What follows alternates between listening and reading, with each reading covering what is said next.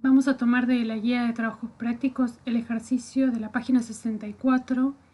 Es la empresa Kiosco S.A. Es una empresa que está dedicada a la venta de productos para kioscos. Nos muestra el stock al cierre del ejercicio 2004, que está evaluado en 4.100 pesos. Nos da el detalle de cómo está armada la composición. También nos da información respecto de cada ítem.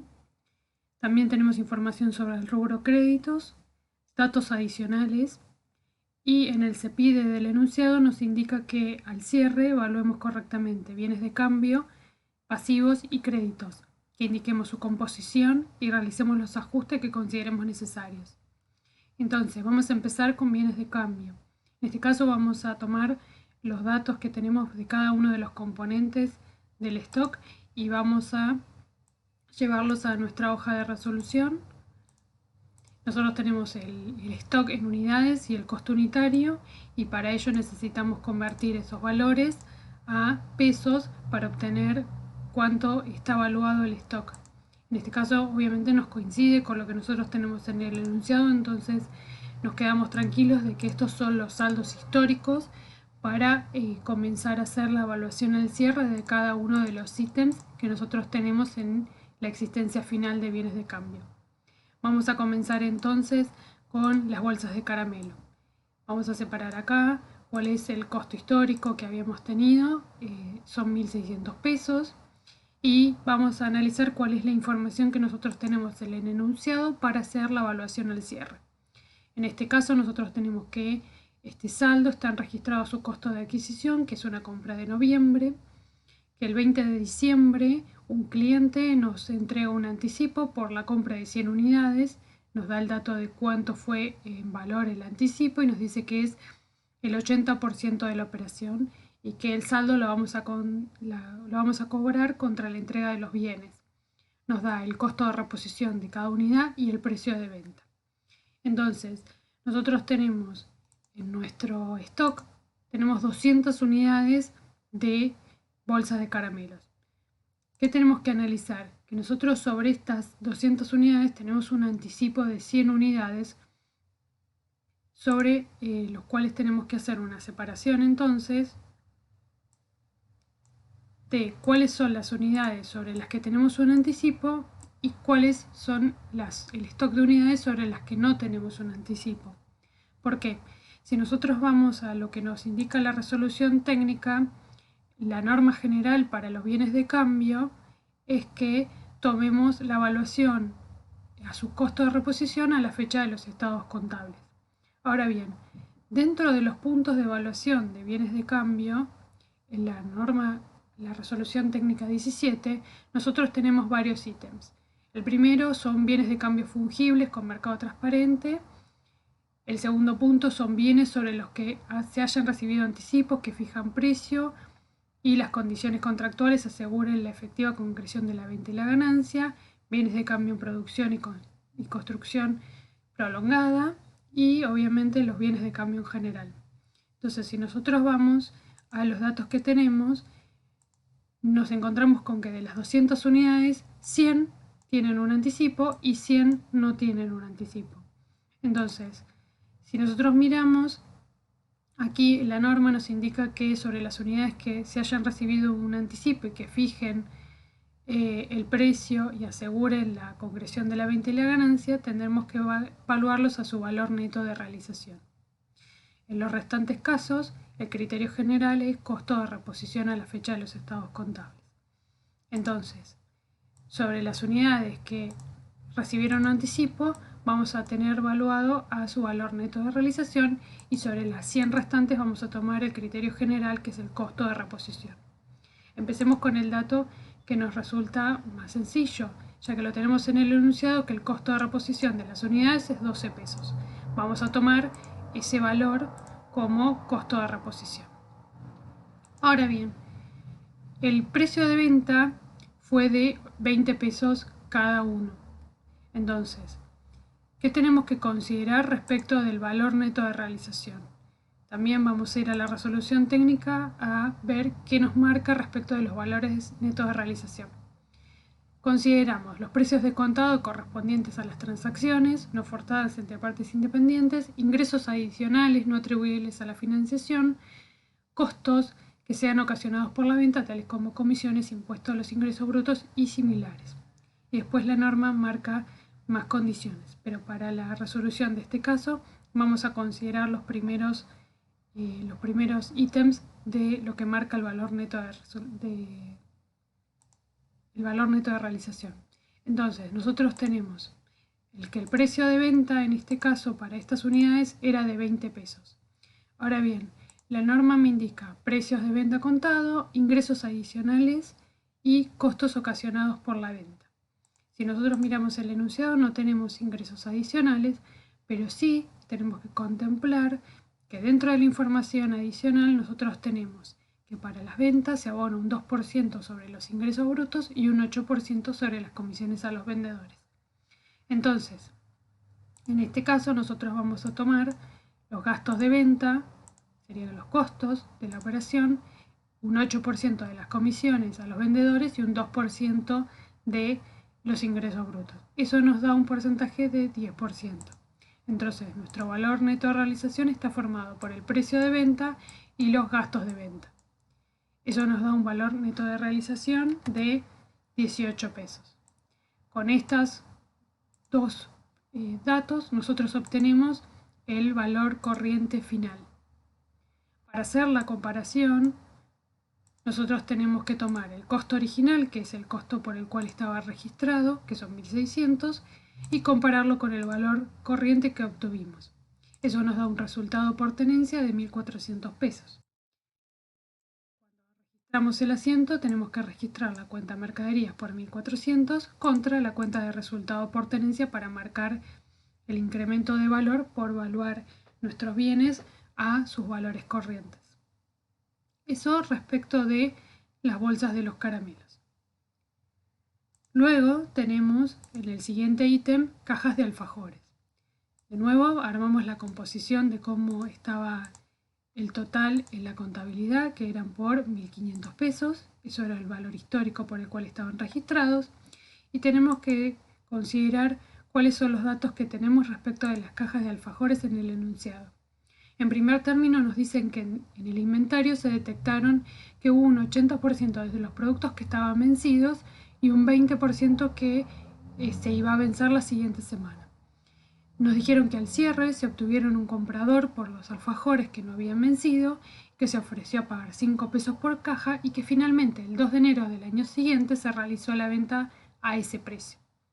Después nos da el precio de compra habitual y el precio de venta habitual de la firma. Entonces, en primer término, lo que tenemos que analizar si corresponde que todas las unidades de las cajas de alfajores, estas 150, queden en nuestro activo. ¿Por qué? Porque hay que considerar que estas unidades que están vencidas no deberían formar parte de la cuenta mercadería y no deberían figurar en nuestro stock. Entonces debemos registrar la pérdida de esas unidades. Entonces, nosotros vamos a considerar que de un inventario total de 150 unidades, el 80% estaban vencidas y el 20% tenían un vencimiento próximo a vencer, pero todavía estaban en condiciones de formar parte de los bienes de cambio. Entonces, de esta forma nosotros vamos a obtener que el total de productos vencidos son 1.200 pesos y los productos próximos a vencer nos quedarían en 300 pesos. Por lo tanto, planteamos el asiento de ajuste, lo planteamos con una cuenta de resultados negativos. En este caso yo utilicé la cuenta productos vencidos, podría usar unidades desperdiciadas. Tiene que ser una cuenta que refleje la pérdida en los estados contables de la compañía. Y acreditamos la cuenta mercaderías para reflejar la baja en el stock de estas unidades. Entonces, una vez que dejamos nuestro stock de mercaderías segregado de estas unidades que están vencidas, tenemos que evaluar el stock que nos queda al cierre. Para eso tenemos que considerar que hubo hubo un comprador que estuvo interesado en adquirir esas mercaderías, pero que se había pactado un precio de 5 pesos cada caja. Entonces, lo que tenemos que considerar en este caso para evaluar las unidades a BNR es considerar el precio de venta de la operación que se concretó finalmente en enero. Por lo tanto, vamos a tomar los 5 pesos de precio de venta y le vamos a sacar los gastos de venta de 10% de la misma forma que habíamos hecho con las primeras unidades. Los gastos de venta ya los habíamos calculado en 10%. Entonces, de esta forma obtenemos un valor neto de realización de 4,50 y de esta forma hacemos la comparación entre el costo de origen, que eran 300 pesos, y el valor corriente, en este caso, tomamos las 30 unidades por el valor neto de realización y obtenemos de esta forma el valor corriente. Hacemos la comparación y nos da un resultado por tenencia negativo. Entonces, cuando planteamos el asiento de ajuste, debemos reflejar esta pérdida de la evaluación por tomar el valor corriente de las mercaderías y disminuir la cuenta correspondiente al activo. Vamos ahora con las cajas de chicles. En nuestro costo de origen nosotros teníamos que las 250 unidades de las cajas de chicles estaban valuadas a 4 pesos y teníamos un total de 1000 pesos por unidad. ¿Qué nos dice el enunciado respecto de las cajas de chicles? Nos dice que al cierre el precio de lista de las cajas de chicles en el proveedor habitual es de 6 pesos por caja a 60 días y que en caso de abonar al contado se hubiera obtenido un descuento de 20% y nos da el precio de venta. ¿Qué es lo que nos indica la resolución técnica respecto de los costos de reposición? Respecto de los costos de reposición, nos indican que debemos tomar los precios de contado correspondientes a los volúmenes habituales de compra.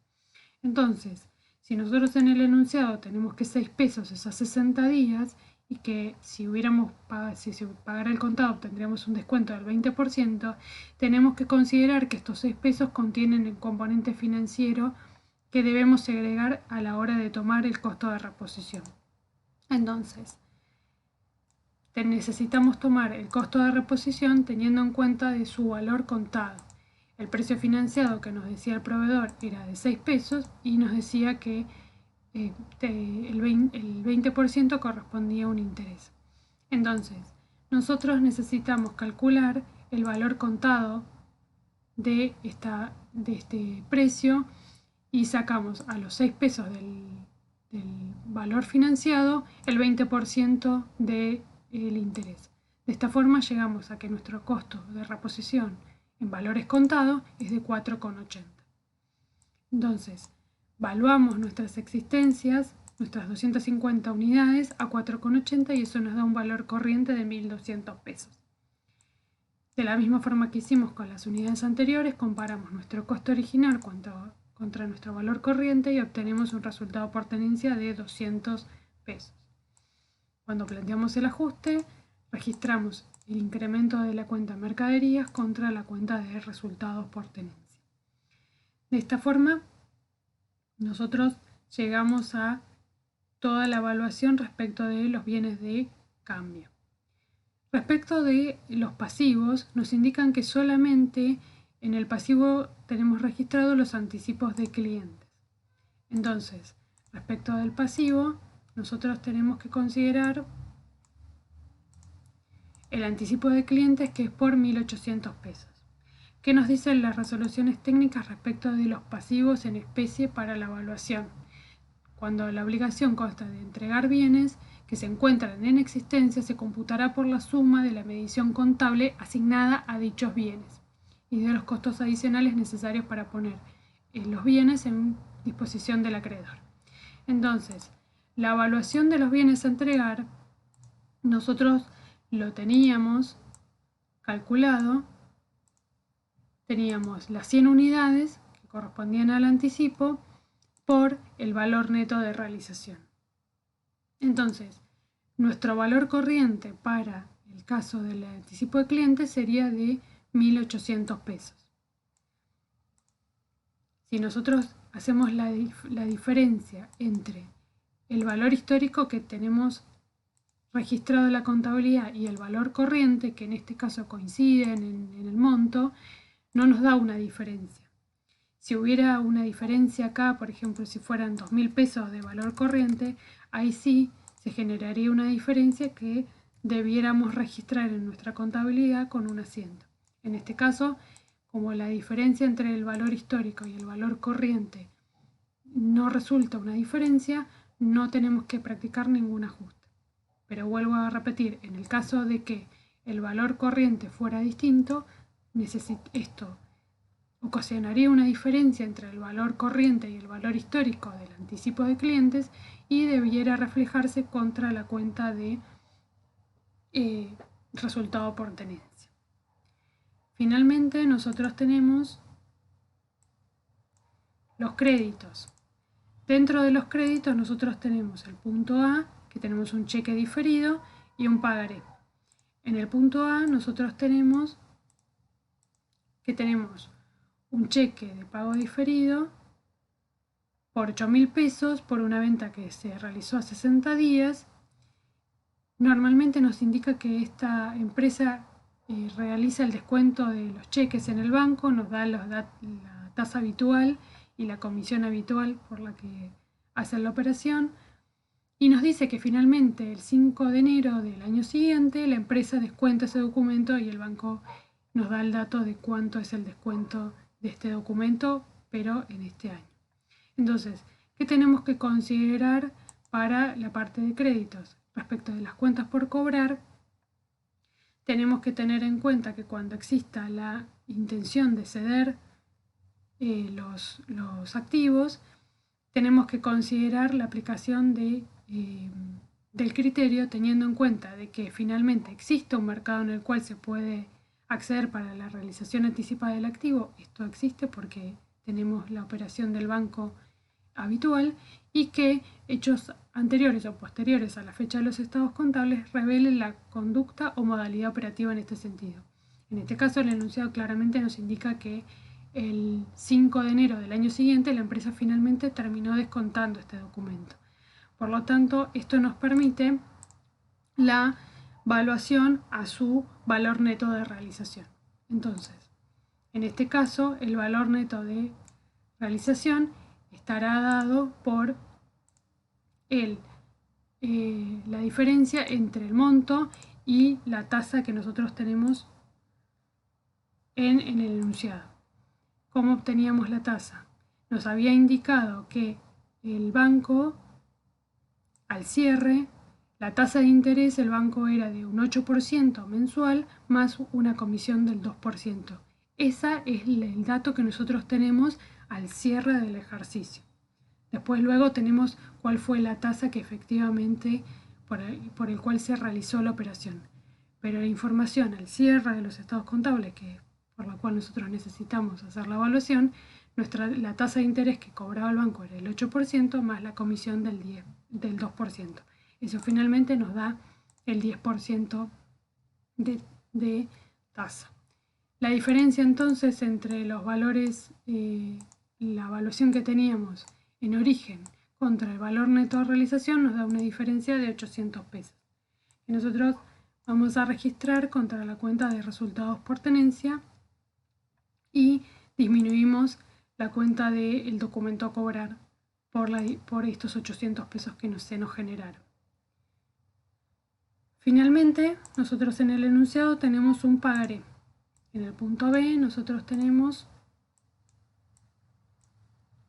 un pagaré, un documento a cobrar por 40.000 pesos y nos indican que intentamos cobrar este pagaré, que no hallamos al deudor y que al cierre nuestros abogados indican que existen muy pocas posibilidades de cobro.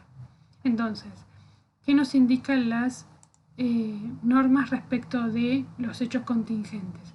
Los hechos contingentes, en este caso, los que nos indiquen como desfavorables, en este caso nosotros tendríamos una contingencia desfavorable, habría que determinar si deriven una situación existente a la fecha de los estados contables, si existe una posibilidad alta de que esos hechos se materialicen y que sea cuantificable. Entonces, en este caso, nosotros podemos observar que tenemos un documento a cobrar a la fecha de los estados contables que intentamos cobrar, pero que finalmente no se puede hallar al deudor. Que los abogados nos indican que hay muy pocas posibilidades de que esto se cobre. Entonces, eso nos permite realizar el asiento para reflejar la pérdida de este crédito. Entonces utilizamos la cuenta de previsiones para deudores incobrables y registramos el estado de resultados y la pérdida de este crédito. Eso es lo que finalmente nosotros tenemos como evaluación para este crédito. A modo de resumen, nuestros valores de cierre, las composiciones de bienes de cambio, nos quedarían valuados los caramelos, los alfajores y los chicles. Esas son las valuaciones que obtuvimos en cada uno de los puntos. Yo voy a marcar solamente el primer caso. Está por acá abajo. Los 3.000 que quedarían acá están aquí. Este es el valor corriente que habíamos determinado. Para cada uno de los bienes vamos a ir determinando cuál fue la evaluación al cierre que obtuvimos. De esta forma obtenemos el total de bienes de cambio. Lo mismo con el anticipo del cliente, que forma parte del pasivo. Y lo mismo con los créditos para armar la composición del rubro de créditos al cierre. De esta forma obtenemos todas las evaluaciones de lo que nos solicitaba el enunciado, de los rubros, e indicamos la composición y realizamos los ajustes que consideramos necesarios.